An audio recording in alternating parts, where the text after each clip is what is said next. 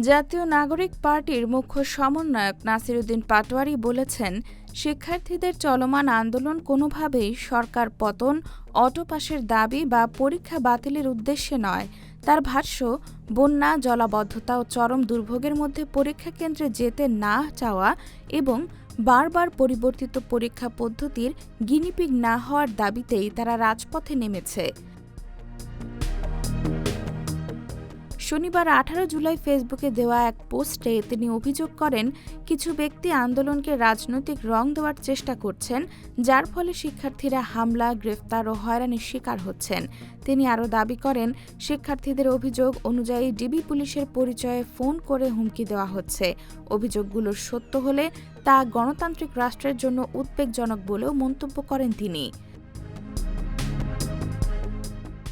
সরকারের প্রতি আহ্বান জানিয়ে নাসিরুদ্দিন পাটোয়ারি বলেন, শিক্ষার্থীদের ভয় দেখানো বা দমন নয়, সংলাপের মাধ্যমে সমস্যার সমাধান করতে হবে। তাদের যৌক্তিক দাবি দ্রুত বিবেচনা করে সংকট নিরসনের উদ্যোগ নেওয়ারও আহ্বান জানান তিনি। সাপ্তাহিক বাংলা গ্যাজেট, নিউজ ডেস্ক।